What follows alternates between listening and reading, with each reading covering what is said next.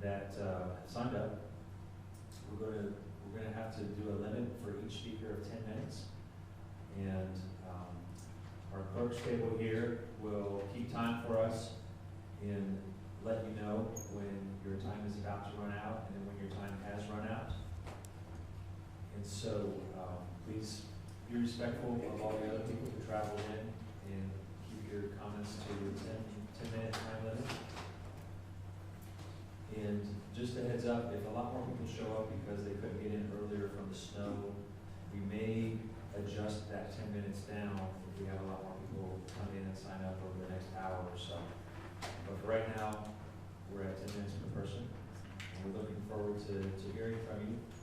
Like I said, just be relaxed. We want to hear your story. We look forward to hearing from you. We'll start off with our first speaker is Patricia Caperton from Canal. Patricia, are you here? Would you like to come up and speak, please?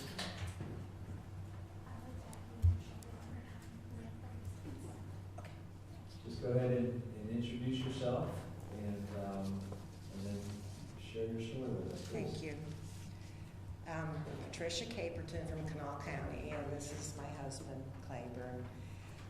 I have pretty much a short statement, but it's an overview of 5 years of our granddaughters in the CPS system. But again, thank you for this opportunity. We are here because we have experienced firsthand the damage that can occur when a system meant to protect children loses its way. Our granddaughter is currently at this time right now at an appointment receiving psychiatric care for PTSD following 5 years in the system. Her younger sister is now 16 and she's also in counseling. We understand that CPS must treat every report seriously, but we ask, what happens when families become trapped in the system due to allegations that are later recanted? What safeguards exist when documentation does not accurately reflect statements that we made? We were fortunate enough to have legal counsel, travel, and other expenses. Many families do not afford that luxury in this state. Over 5 years, this case of my granddaughter, we involved 17 CPS workers. They would just move up and move on so fast. Our granddaughters were removed from their home twice based on allegations that were later admitted to be untrue. During one placement, our granddaughter left a crisis facility unsupervised and was missing for 3 days. She was later hospitalized, and documentation reflects that she had been drugged by an adult male who was subsequently charged with serious offenses. To our knowledge, there was no systemic review of how this occurred while she was under state supervision. She was sexually assaulted in multiple placements, including emergency placements, long-term care, and foster care in West Virginia. At age 18, she was released from care with significant unresolved trauma. When agencies are understaffed and overburdened, mistakes can happen. But when patterns emerge, repeated removals, lack of transparency, insufficient supervision, and children harmed while in care, that calls for legislative oversight. Child Protective Services holds extraordinary power, but with one decision, families can be separated. That power demands extraordinary accountability.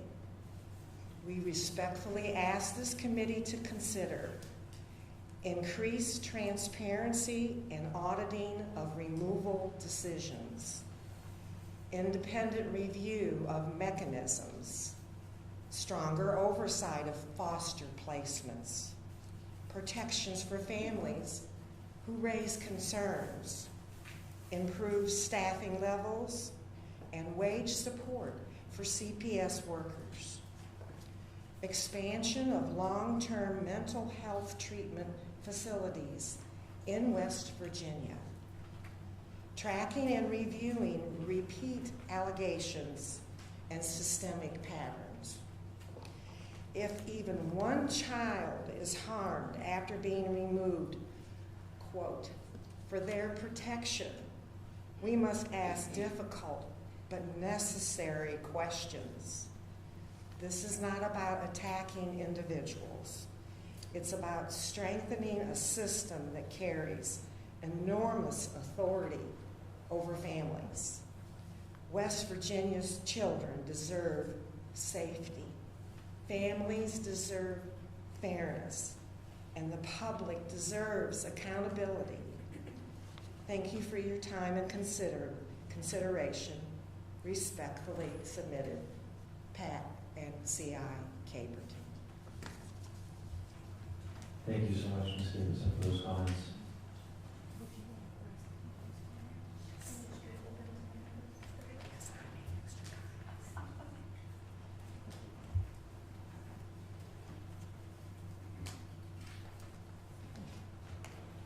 Our next speaker will be Sherman McKinney, Pat McKinney. If you please come on up. Pat, I'm not sure if you were here earlier. I mentioned we've got a 10-minute time limit, and our clerk's desk will let you know when you're about to run out. Well, I prepared for the 3-minute limit, so hopefully we'll get done, okay? I think the snow kept a few people. I got a couple messages this morning that folks weren't going to make it that were planning on it, so for those of you that did come, you get more speaking time. Well, I worked last night, so I was in Pratt, so I'm here. If I'd have been home in Welch, I probably would have sent you a letter. Well, we're glad to see you in person. Good morning to all of you. I was tickled to see Senator Deeds. I've known him for 40 years. We used to sell insurance together, so to speak. And he's going to understand some of the things I say. I'm always tickled to see Senator Hillman because he's one man I know that has the David Bug Stover seal of approval. So what qualifies me to speak to you is I have been a law enforcement officer for 44 years responding to child abuse claims. Also, I was a father with a mother who had an addiction issue, and I became involved with the DHHR. And it was a nightmare. At first, because I was a police officer, they thought they had to witness everything. So I had them 5 deep at my house at a given time, and I was a non-offending parent. They made me put a fire escape plan on the wall before they would let my baby come home. And then I asked them, do you think if there's a fire, my 4-month-old baby will get out of her crib, crawl down here, and look up at that plan to see how to get out of the house? They sent a 19-year-old girl. Now, I'd had 3 stepchildren in my second marriage. I was 51 years old. They sent a 19-year-old girl to teach me how to be a good parent who was childless. At one point in time when my son was born, they told me there were drugs in his system and in his mother's system, and we had done everything we could to keep her straight. I said, she'll not be in the home when he comes home. They said, no, we can't let her come home, filed a petition. Took me 90 days to get my son home. She wasn't even in the house. They standardized their procedures and they standardized what they're doing. then when I grumbled about some of the things, they came in at one point in time and were going to remove my daughter and son from my home because at age 5, I let my daughter use the microwave oven. We taught her numbers by the microwave oven. We stood 4 feet from her. She never handled hot food. They were going to take my child because we let her use a microwave oven. Now, I live in McDowell County. I'm the chairman of the Republican Party for McDowell County. The reason there's no patches on this uniform is because I'm not here representing any particular department. I've been there and I've been in it. We're a poor county. We have a lot of stress issues. We have a lot of issues with our children. We are a county that is very family oriented.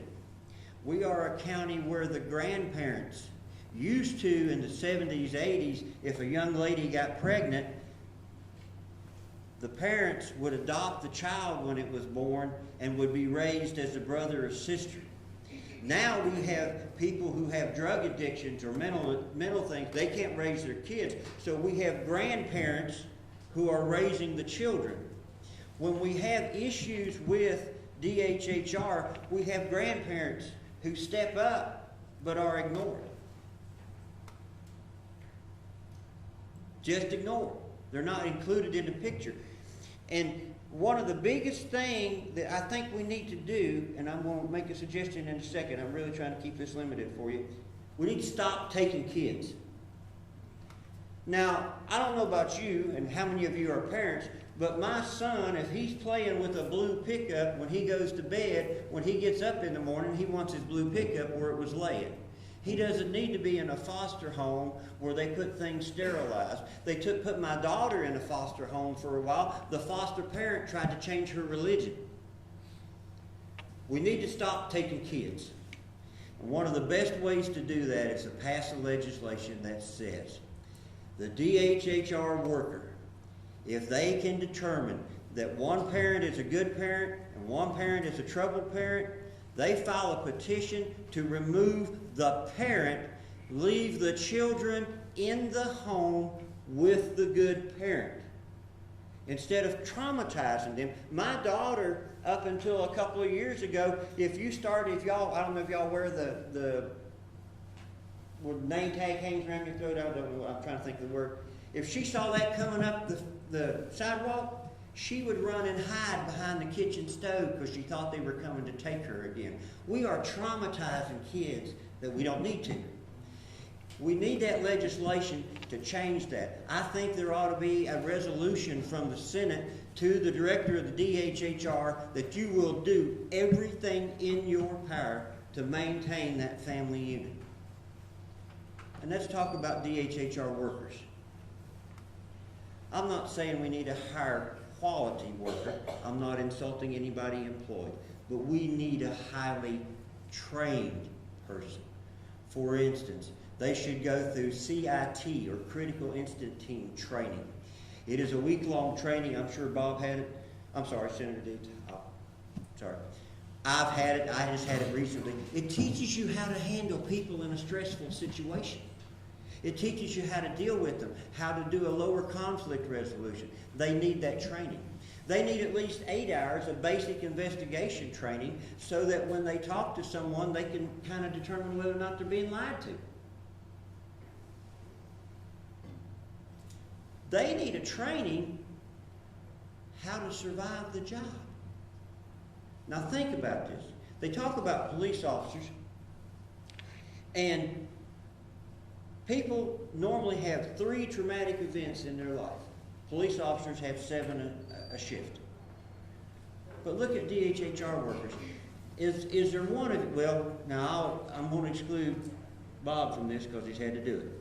Is there one of you that wants to go to a house, go inside, it's full of animal feces, it's full of human feces, the baby has 7-day-old diapers on it, and it's got cigarette burns or cigar burns or bruising, or you want to go and you want to deal with a man who sexually abused a child?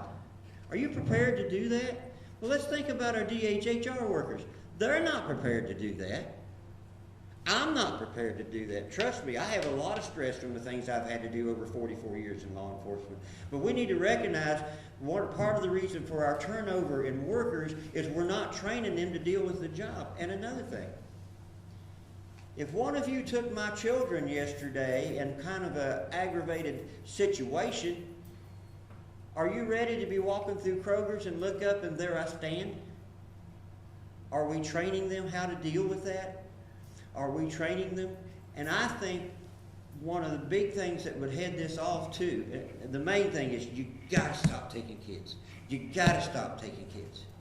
Take some of that money that you're spending for out-of-state stuff and spend it on refinancing the grandparents and helping them with that cost when they assume that role, or other family members when they assume that role. Let's help them with that cost. You have somebody who expects to retire at 60 or 65 years of age, and now they've taken on a grandkid, now they have to go back to work. Because you can't support a family of 4 on a Social Security check. And the majority of people in my county don't have pensions. So we need to do that. But we need to realize that we need to stop taking kids. We need to build that home environment and leave them where their dog's outside. Leave them where their comfort is. Leave them where their support system is. If you take them away from their family, yeah, mom and dad may be bad, but their aunts, I'm telling you something. I'm divorced from the mother of my children. The #1 support network for my children are my ex-wife's sister and her mother and father. And her mother has not missed a single doctor appointment or childhood trauma since those babies were born. But DHHR, we had to fight to get the kids to stay there when they took them. They said, well, there's a drug house nearby. I said, you know, ma'am, you're in McDowell County. You tell me somewhere there ain't a drug house nearby. We need to be realistic in what we're doing. And we gotta stop taking kids. Thank you for your time. Thank you, Mr. Chief McCann. Thank you for sharing your story this morning. Next on the list we have Mike Johnson from Canal.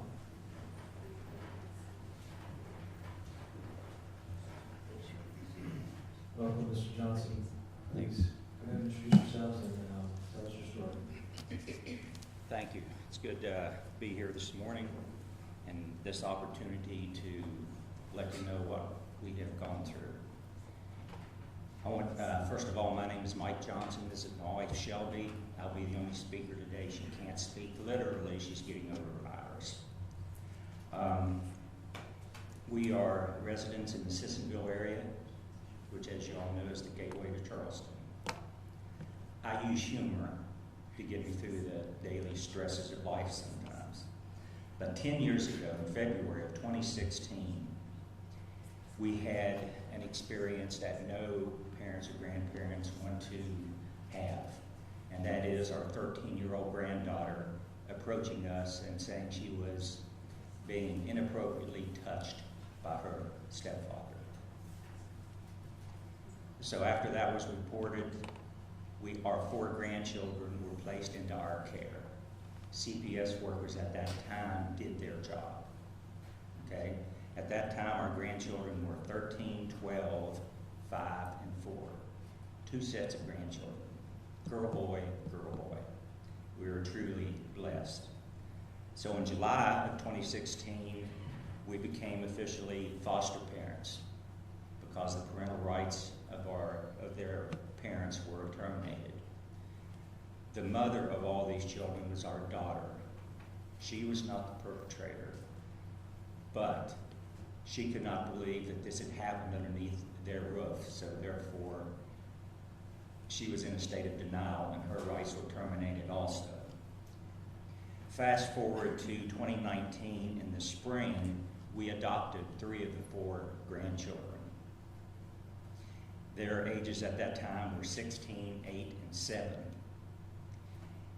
2 years later, we adopted the remaining grandson, who was 17 years old at that time.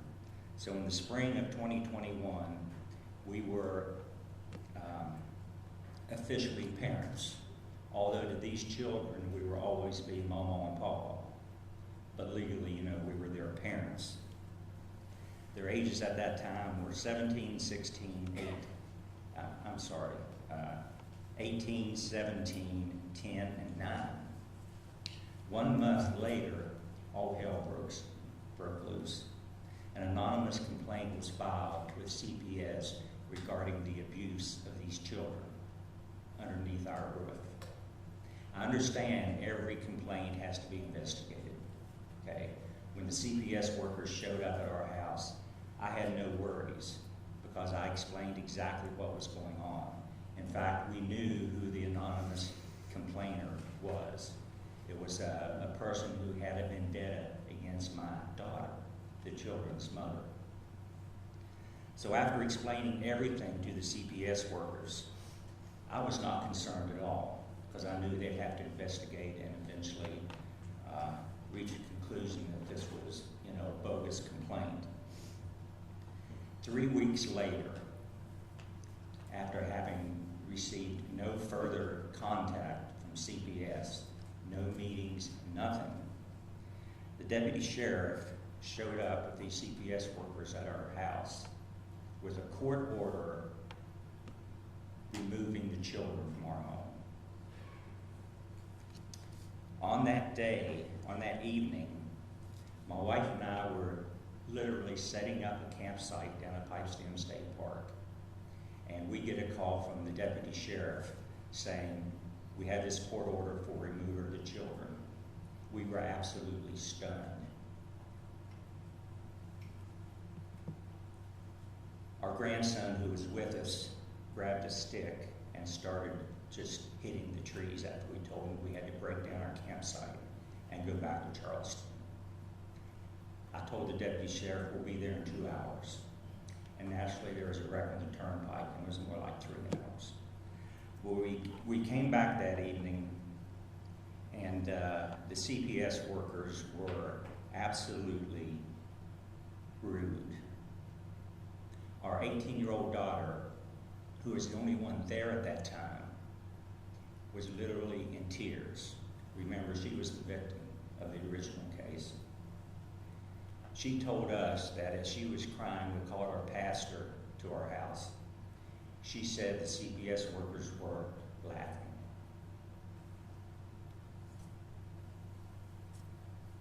They claimed we had abused the children by letting them stay with their biological mother. We explained to them that, listen, we had officially adopted those kids 2 years earlier. So we were their parents. The foster parents' responsibilities were over. It was up to us who they see, who they stay with, and for how long. And they had always maintained a relationship with their mother, which they continued. Yeah, the mother eventually got divorced from the perpetrator. So the children were removed that night, including the 17-year-old boy who was getting ready to turn 18. The children, thankfully, were placed with other church acquaintances of us. And 5 days later, a preliminary hearing was held in front of Judge O'Hanlon.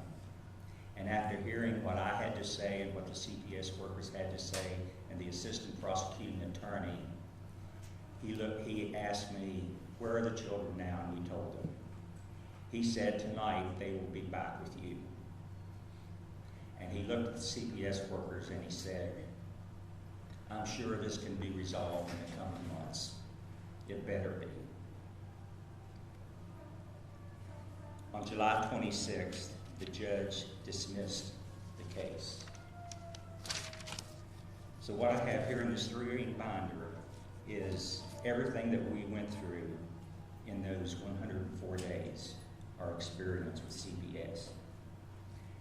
After the case was dismissed, in August of 2021, I wrote a letter to Commissioner Jeffrey Pack about the misconduct of the CPS workers, how unprofessional they were, about the shoddy investigation and the court petition to the judge originally giving reasons why the children should be removed from our home. If I was a judge looking at that, I would sign it. That petition had lies, false information. I just couldn't believe it. So I highlighted to the commissioner everything that we'd gone through. No response. And the judge, when he put the kids back under our care, he asked that a therapist be consulted, and we did that. And I'd like to read a couple sentences on what she said after meeting with us and the biological mother and the children. She said, after an in-depth conversation with the children, mother, and grandparents, there were no indications or signs of any abuse, emotional, physical, or sexual. After talking with the family, I do, however, feel that they have been greatly traumatized by the removal and otherwise alleged inappropriate behavior of some of the CPS workers.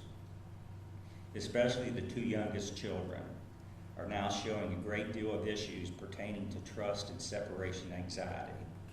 The girl is having a great deal of difficulty with fear of future removal, attachment, and trust in this particular time. Every time our two youngest kids would see a police vehicle, they would get nervous. Occasionally one would come up our street. Anytime somebody would come to our door and knock on it, and we didn't know them, they were fearful that they were going to be removed again. Remember, this was the second time that they had gone through this. In October, DHHR overturned the finding of abuse and neglect. We entertained the notion of filing a lawsuit, but we were talked out of that from an attorney after he explained, it would go nowhere. And by the way, I forgot to mention the CPS worker that came to our house that night. She had been with the agency 5 months. She had to be a CPS worker in training. She did have another worker with her, but she was taking the lead. So that was our experience, and I've been waiting to get this off my chest for the last 5 years, and I appreciate the time this morning to do that. I know we are not the only grandparents raising grandchildren in this state, but this is how we are spending our retirement years. It's been a blessing, it's been a challenge, and our two younger kids are now 16 and 15, and until they turn 18, they're still going to have this anxiety that something like this might happen again. So I appreciate your time. Thank you, Mr. and Mrs. Johnson, for sharing your story. Next on the list, we have Mark Drayton from Putnam. Welcome, Mr. Drayton. Look forward to hearing your story. Thank you, Mr. Chairman, members of the committee. My name is Mark Drennan. I work for the National Youth Advocate Program. We are a human service agency that focuses on children's services, including foster care, and we operate in 16 different states. I am also the president right now for the West Virginia Behavioral Health Care Providers Association, where I served as its CEO for about 13 years. I also worked for many years with the Children's Home Society of West Virginia, operating emergency child shelters and serving children in that system and in the foster care system. And I was briefly, early in my career, also a CPS worker. I'm also a member of the Child Care Association, and there are some documents and some handouts that were here. I don't know if they passed those out to you earlier. But if we want to fix the child welfare system in West Virginia, I think these are some of the things that we need to look at. No more children in hotels. Fewer children being served out of state. More foster homes available for those children that need them. more children safely with their biological and kinship families, and more young, resilient adults aging with natural, lifelong connections. That's what success looks like to me. Right now, we have 6,000 children in custody of the state of West Virginia. At times, 15 to 25 of those are sleeping in hotels because there's nowhere for them to go. We have 401 kids being served in out-of-state placements across the country. We have lost approximately 150 residential treatment beds over the last 5 years in West Virginia, more than 200 beds in the last 10 years. And there are some beds that we say we have on paper that we're not able to utilize because there's not enough staff available to serve them. The foster care homes that we have sought out have not grown at the pace that we have liked them to, even though the number of kids have grown at an increasingly rapid pace. Since 2019, foster care reimbursements in West Virginia have remained stagnant, even as the financial demands placed on parents, on agencies have grown. There's been an increase in inflation of about 30% since that time, and we're still operating at 29 rates. Surrounding states like Kentucky, Indiana, and Virginia have addressed foster care rates. So the costs have gone up. Also, the acuity of the kids that we serve has gone up. Payments have not. That's really the current reality. Rate relief is critical for recruiting and maintaining and supporting quality foster homes in West Virginia. But not only do we need to catch up, we need to put something in place that automatically adjusts that on a regular basis so we don't have to wait 7 to 10 years for a rate increase. But increasing the rates, as you heard today from people who have been directly affected with it, adding beds and increasing rates is just not enough. If we want lasting change, we need a different structure. And that's where community-based care, or CBC, comes in. Across the country, states are rethinking how child welfare works. They're creating regional partnerships with community-based organizations responsible for the full continuum of care. So the state sets the outcomes, such as fewer removals, shorter time in care, more reunifications, and more kinship placements, and lower long-term costs. Community partners are responsible for achieving those outcomes. They're not paid simply on volume, but they're paid on measured outcomes and results. This approach creates stronger local ownership, it encourages early intervention, and it builds prevention into the system before the crisis hits. Under CBC, the state stays in charge of CPS investigations, oversights, and standards. But it shifts from micromanaging processes to holding partners accountable for those outcomes. Data, we've heard about data today, data is reviewed in real time, and problems are addressed quickly.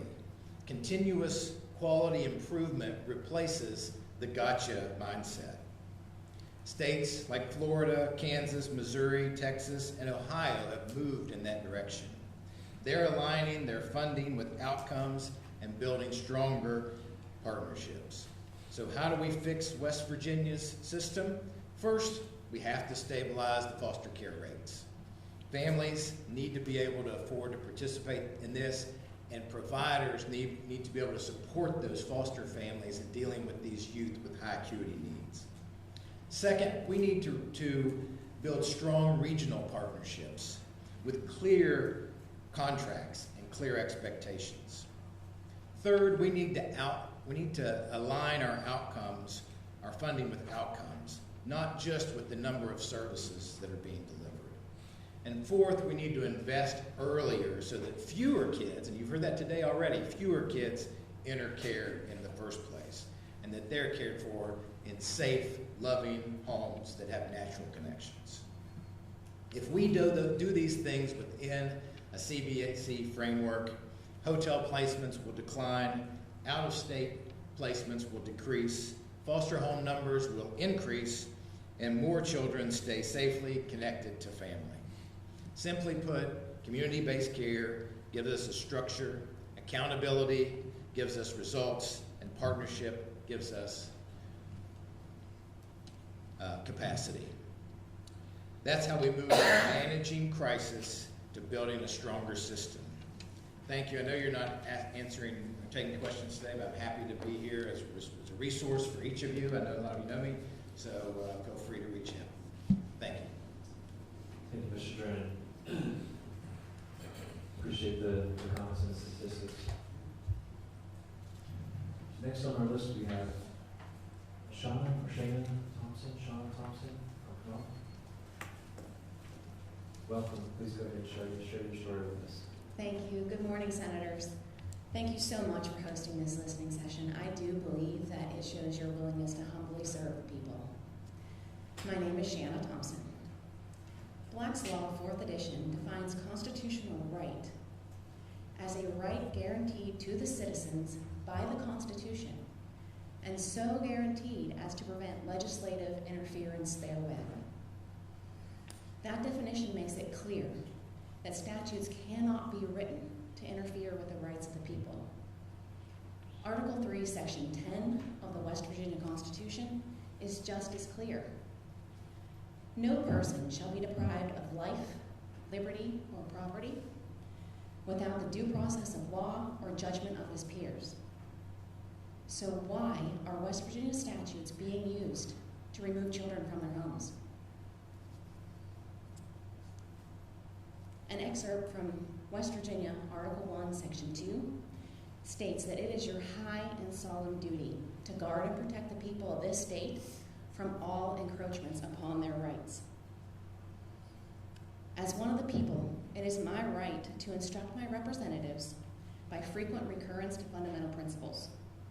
Therefore, I am delivering these notices to you today, asking you to show your constitutional grant of authority to remove children from their homes through a statutory process and not the constitutional due process of law as described in Article 3, Section 10 of the West Virginia Constitution. Thank you so much for your time, and I look forward to your responses. Thank you, Ms. Thompson, for those comments. Next on the list, we'd like to hear from David McMahon from Kanawha. Welcome. Please share your testimony with us. Good morning. I am David McMahon. I'm a lawyer. When I started out as a lawyer in 1975, I was a legal aid lawyer. For those of you that are a little unclear, the public defender represents low-income criminal cases. I did low-income civil cases, landlord, tenant, divorce, and that kind of thing. And when I first started out, I represented parents when the Child Protective Services took their children away and represented them in those proceedings. Then along came a Supreme Court case that said taking your children away is as big a loss of liberty as putting you in jail, so you got a constitutional right to a lawyer. So the Public Defender Service took over. But even then, for several decades, I did divorces with custody battles. And the nuclear bomb of the custody battle is an allegation of abuse and neglect that calls in Child Protective Services. So I know this system well. Now, since I got involved, however, the drug crisis hit, and there have been big problems. This is a page from the dashboard of CPS, and it shows that in the 4th quarter last year, there were 11,000 referrals for possible abuse and neglect. Multiply that times 4, 44,000 allegations of abuse and neglect that they had to deal with. And so the problem really is just not enough workers. Last year, this is not this year, but last year, the Department of Human Services, in their improvement request, asked for 131 new workers. Again, that's last year. They only got a third of those. This year, there appears to be no, in the governor's budget request, there was no improvement for more workers. I've not been able to check the budget's passed by the House and the Senate, it's a little complicated to do, but at least in the governor's budget, no new workers, even though we only got a third of what was requested the time before. So again, that was last year, no new workers at the end of the budget, at the end of your legislative session in March. Then in September of last year, this is an Office of Inspector General, Department of Health and Human Services. West Virginia did not comply with intake, screening, assessment, and investigation requirements for responding to reports of child abuse and neglect. There's some federal money comes down for this. The Inspector General checked, and they took 100 cases, I assume random, and they found in 41 of those cases, interviews with children or adults were not completed. In 61 of those cases, initial assessments were not completed within 30 days. So there are just not enough people to do this. I'm going to use notes not so I talk long, but so that I talk short. So, I mean, these are good bills that folks are going to consider. I support them all. But without budget increases, without more than, it doesn't replace boots on the ground. We need boots on the ground. An example, last year we passed a bill that required for navigators. And so if your children were taken away and they helped you get through parenting classes or find the appropriate narcotics treatment or do those kinds of things. When I did that, that's what the CPS workers did. But now we have to have special people do it. We talked about the lack of foster parents. There are people out there who would be foster parents. You need to recruit them. And that takes CPS workers, that takes boots on the ground. And prevention. You know, get involved early with the family, don't wait until a crisis occurs. But if you're responding to 44,000 allegations a year, that's a very hard thing to do. And some things have been said about the quality of the workers. This is a report from the Bureau of Labor Statistics. CPS workers generally in this state make $10,000 less than the national average. We want people to move into West Virginia, not out of it, got to do something like that. This is a report from the Higher Education Policy Commission. Community Technical College system says, well, maybe Kentucky's equal to us, but again, we pay less than other states. So what you get is you should have to prove yourself somewhere else as a social worker before you get to be the person that takes children away from family. But that's because of the pay grade, primarily. That's the entry level. Kids right out of college. Kids, college graduates, no experience, haven't proven themselves anywhere, become CPS workers, and again, end up burning out because of the problems that you've heard. Again, I said this year's budget I haven't been able to check, but if the legislature doesn't this year, doesn't this year provide more money for more workers, and you hear some child that dies or gets terribly abused between now and then, and it's not that poor worker, it's not the system, it's the governor and the legislature for not giving enough money to get enough workers, boots on the ground, to take care of this problem, from my experience. Thank you very much. Thank you, Mr. McMahon.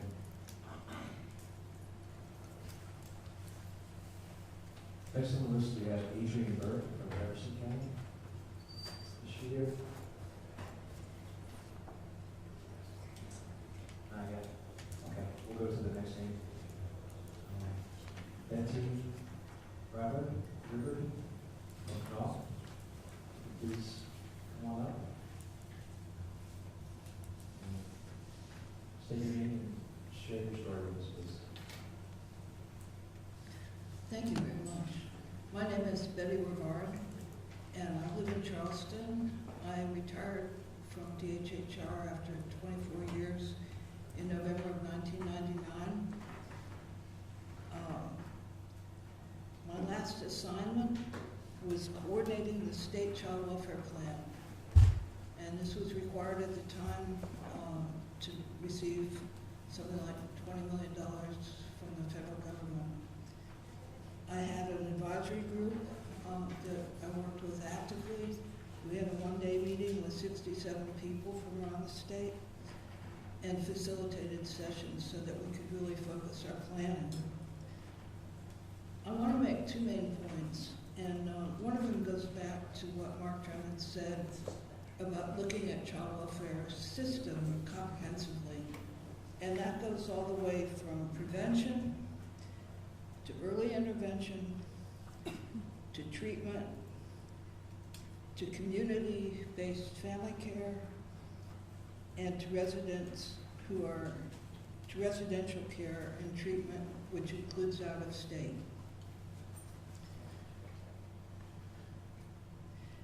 It's really important that we not just focus on CPS and foster care when we look at this system.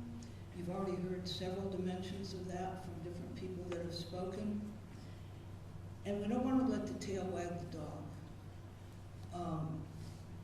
There's a real danger of having unintended consequences by trying to fix something over here that then causes problems over here, because it is such a complex system.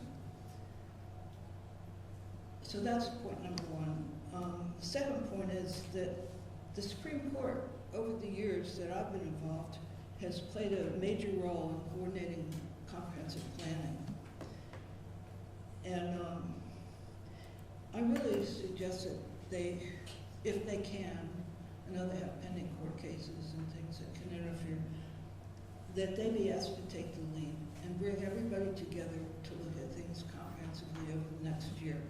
And there are a lot of reports already out there that they can build on. For instance, Governor Justice did $1 million study a couple years ago. It was an excellent study.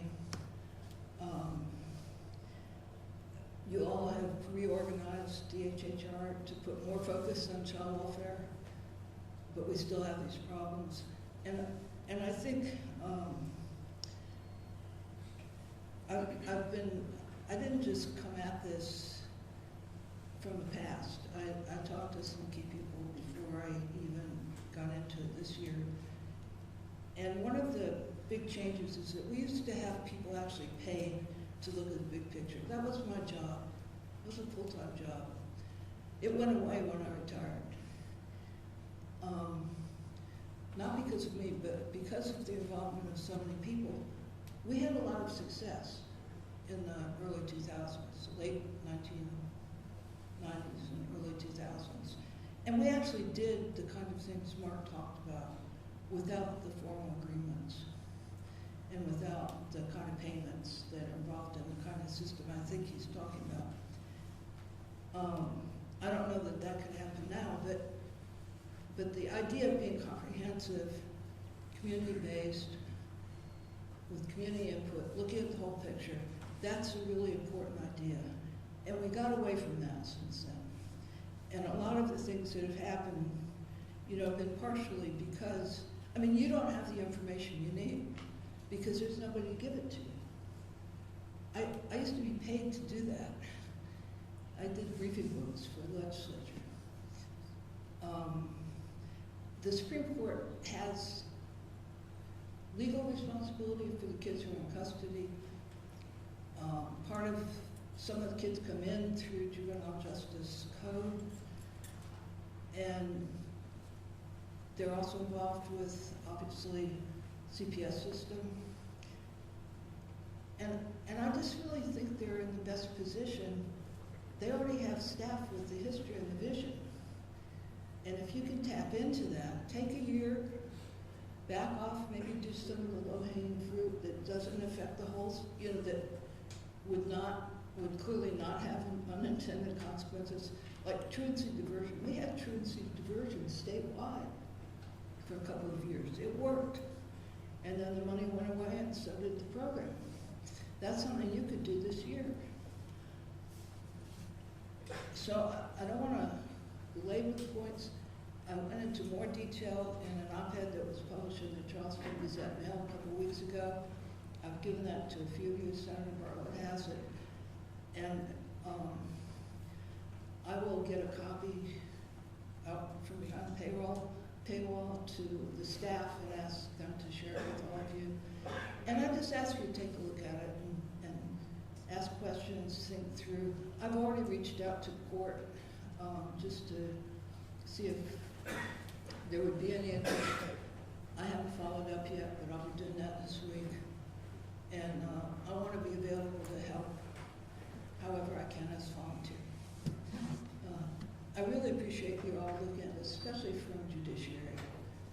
because you also, in terms of getting the whole picture, you're in a good position to do that. Thank you. Thank you, Mr. Brown. Thank you for sharing your testimony. We'll be running CPS child welfare bills all week, and so if you want to be around, so the committee members have questions, we'll be meeting every day at 3 o'clock this week, Monday through Friday. So thank you again. Next up, we have Rebecca Ball from the CAP. You can please share your story with us.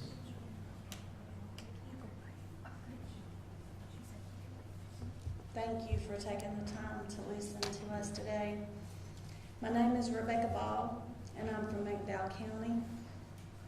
And I'm here because the child welfare system in our state is failing all of our children. Today marks 3 years since our family first stood in court as this ordeal began. And 3 years later, we're still awaiting accountability for something that never should have happened. Judges, CPS workers, DHHR, law enforcement, guardians ad litem, family courts, and court-appointed therapists are wreaking havoc on our children and our families. And they want to hide behind immunity. What happened to us was not an isolated failure, but the result of a system operating without meaningful oversight or accountability. I'm talking about crimes against children that are overlooked. And the grandparents become the targets. The parents become the targets, those that intervene and are there for the protection of the children. Multiple children make clear disclosures of abuse, sexual abuse at that. And despite this, the investigation was prematurely closed after only 2 hours. The disclosures were misrepresented in the Child Advocacy Center interview. The central piece of evidence was sealed by a judge and never allowed to be viewed in court. Court transcripts confirmed, though, that the abuse did in fact occur. CPS was present during the interview, along with law enforcement and staff from the Child Advocacy Center. CPS did not follow up, they did not verify the disclosures, and they did not act as an independent check. Instead, CPS stated on court record that it is their policy to assume if sexual abuse allegations arise during custody cases, that the abuse did not happen. When CPS says our policy, they're speaking as an arm of the state of West Virginia. They're speaking for you. This is not discretion. This is their policy. And 2 years later, CPS showed up at my daughter's home. And somehow, all the paperwork was twisted that the accusations were against her. And they told her it was just an oversight, that the paper had laid on a desk for 2 years and nobody saw it there. So they came and accused her. This was discredited, but still, 2 years is a long oversight. But at the center of this failure is a structural conflict of interest tying together a big problem in the state of West Virginia, and that is child law services. The West Virginia Child Advocacy Network, CPS, the Guardian Ad Litem program, and court-appointed therapists are in a closed system. These entities are not independent, but they rely on each other. Some of the judges founded them, while those same judges in my county presided over the cases. They remained on the bench, and they were the founders of these organizations, the Child Advocacy Centers, Child Law Services. These organizations that they helped create. There is no practical separation, and there is no outside oversight for what is taking place. And from there, the violations escalated. This family court judge, who founded Child Law Services and presided over our case, issued an illegal gag order. She sealed the Child Advocacy Center evidence, denied even our attorneys access to it. She interfered with independent forensic evaluations, and she refused to transfer the case to circuit court, despite lacking jurisdiction, violating our due process and our civil rights. And to be clear, judges should not get to hide behind immunity. Judicial immunity does not authorize the violation of civil rights, the suppression of evidence, or actions taken outside lawful authority as agents of the state of West Virginia. We followed the process. We appealed, and the West Virginia Intermediate Court of Appeals ruled in our favor. The case was reassigned, yet the next judge, who's also a part of Child Law Services, part of a branch of it, and an agent of the state of West Virginia, refused to follow the appellate mandate. A second appeal was filed, and once again, the ruling was favorable for us, but yet we wait. This is not judicial discretion or error. This is system failure across multiple state-connected entities. They all are intertwined. And now you're considering legislation requiring audio and video recording. Recording prevents misrepresentation. It prevents evidence from being sealed, and it creates accountability. What deeply concerns us is that child advocacy centers are now seeking immunity. Immunity would not protect children. It would protect the system that failed them. This is not just a West Virginia problem. We know that this is nationwide. Financial incentives reward the removal of children from safe families instead of funding transparency and truth. That money should be used to fund mandatory, independent, tamper-proof recording systems that cannot be turned off, altered, erased, or sealed away. In our case, the guardian ad litem would ask the children questions, and then he would come to court and misrepresent what the children said. There was no proof of it except their word against his. And they are the voice in that courtroom, not the children. And we're asking you, our lawmakers, to step in. Do not grant immunity to any agency or actor with the power to destroy children's lives, because the one you give immunity to is the one they will all shelter in place and hide behind. Require accountability, restore checks and balances, and protect the children, not the systems. Transparency protects children, immunity protects systems, and we're asking you to please choose accountability. I know you said there were no questions today, and there's no way to tell you all that has transpired in our case. I have a 57-page dossier that is prepared. I don't have it with me, but just to give you some insight into the wrongs that were committed in our case. And there's no time to discuss those here, but if anybody has questions afterward, I'm available. Thank you. Thank you, Ms. Hall. If you would like to send us, and anybody listening online or in the audience, if you'd like to send us written comments to distribute to the committee members, you can get my email from the clerk's desk afterwards, and you can forward that to us, and we'll make sure our committee members get that electronically. Looks like we have two more speakers. Tanya Shrewsbury, you're up next if you're here.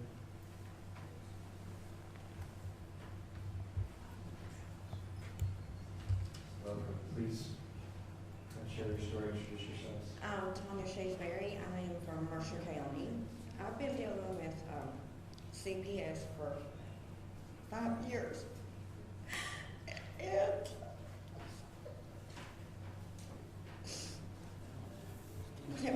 p.m., I had to go and find out who the worker even was. He didn't know me. He didn't know my son. And at the end of it, there was no investigations ever done. He spoke to me once. Then we went through 3 more CPS workers, 3 judges, a guardian ad litem who refused to even have a conversation. There was false accusations against me. They would put in reports that I was on drugs, and I've never done a drug a day in my life. They falsified domestic violence positions and everything. And after fighting for 4.5 years, I lost my son. And even though the CPS workers were personally involved with the father of my son, they were friends of his sister, who was also a CPS worker. She held his hand in court when they was telling him about how he OD'd while he had my son. And I've been fighting ever since just to even see him. It was court ordered that I was to see him. It's been 1.5 years. But the problem is with the CPS workers, there's no investigations. They have hearsay. The ones against me were my sisters after they broke into my home. All because they didn't agree with something. And I never once was sat down and asked anything. I have went to the first CPS worker. I told him who I was. He didn't know Casey. That's my little boy. He didn't know me. He said, this is about money, and it's it. That was the end of it. That was the only discussion I had with 3 different CPS workers. 3 judges have went through this case, and our last CPS worker said it's too late. They can't do anything for him. It's an ongoing battle in Mercer County with CPS. There have been, I know, 2 kids that have committed suicide, and my oldest son was one of them when he was placed with his father from being taken away from his grandmother. They said it was for attention. They don't care. They're not taking the time to listen to the children. My little boy was 5 when he was taken. They told me that letting him play with a Nerf gun was child abuse because he was playing with a gun, that it was a toy. Everything is not fit for their scenario. When a child should be home, like I've missed birthdays, Christmases, everything. I've had 6 supervisors that have done visits with me. They all tell them they're great. You know, me and my little boy, we have a great connection. But when it comes to the judge seeing those reports, CPS no longer has them. Mercer County alone has more corruption in it. They don't care about where the kids are going, how the kids are feeling. It's out of sight, out of mind. My first CPS worker, he didn't care. He said they had visited my home. They had never visited my home. The guardian ad litem never spoke one word to me except told me to pack my son's stuff the very first time I met her, that he was never coming home. The investigations that they're doing they're not doing. There's no investigations, there's no questions. They pick a side, and that's what side they're going with. You can sit and argue all day long, and at the end of the day, it doesn't matter. My son was never abused. He's the smartest little boy ever. But now, he thinks if he walks down the road, he's being recorded, because that's what they told him. If you say anything, we will know. And it isn't fair.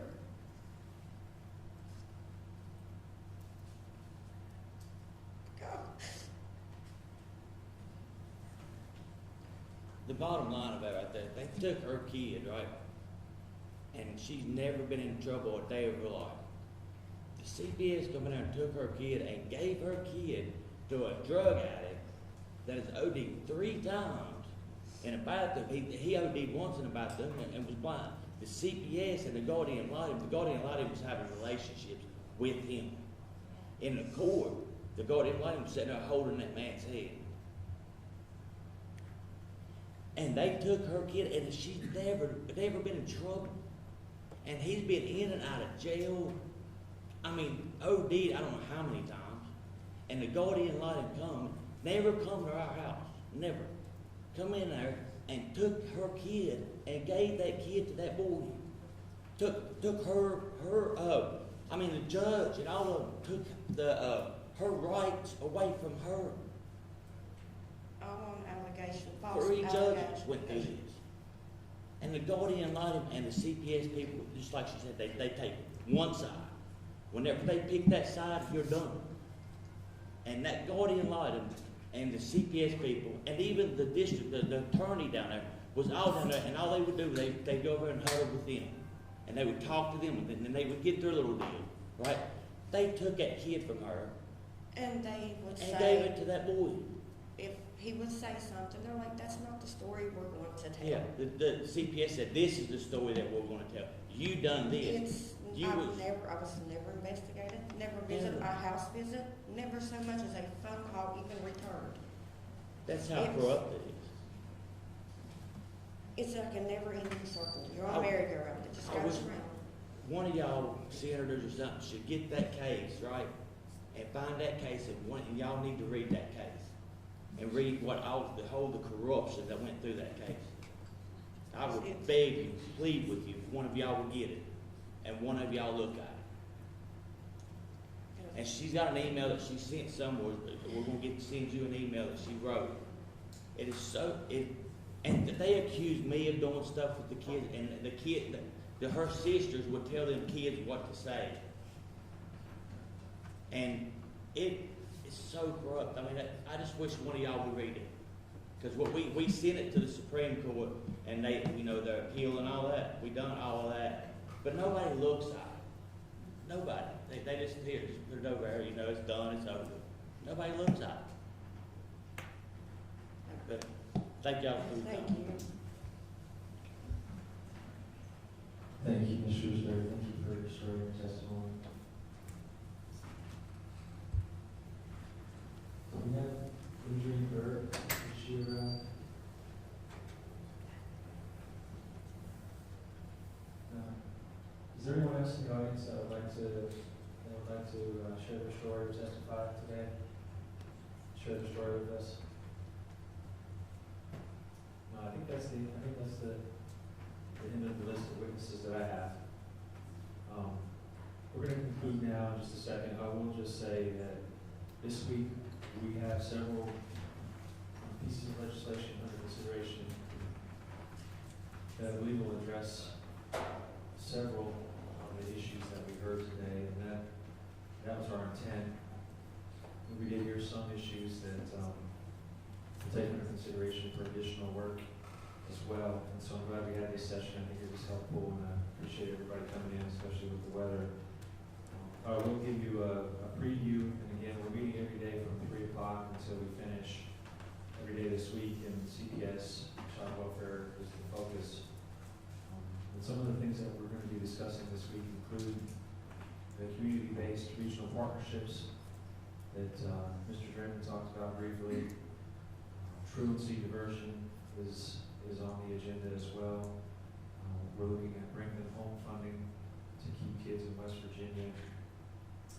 We're looking at conducting all court proceedings and filings under oath to address some of the issues that we heard. And we're taking a look at audio recordings as well, just to clarify the record and to help prevent any type of corruption or incentive for corruption in the system. There's several others that I didn't mention. Those are just some that I heard this morning that I know for sure that we're planning to discuss in committee this week. And so, once again, I want to thank everyone for coming in, for sharing your story. I want to thank the members of the committee for taking your time outside of our normal committee meeting to listen to members of the public on this very important topic. So thank you, everyone. our committee meeting will be adjourned.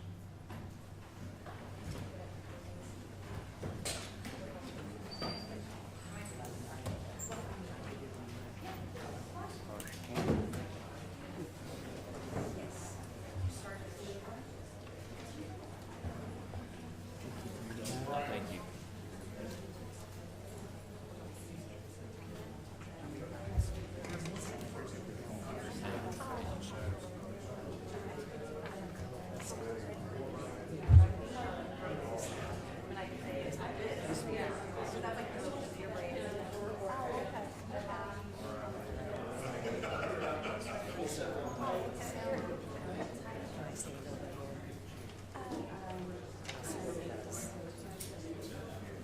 Thank you for your time.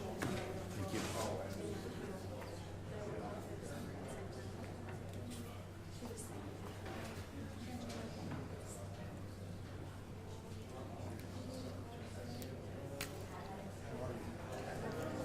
Of course. No, you're, excuse me, ma'am, I'm sorry.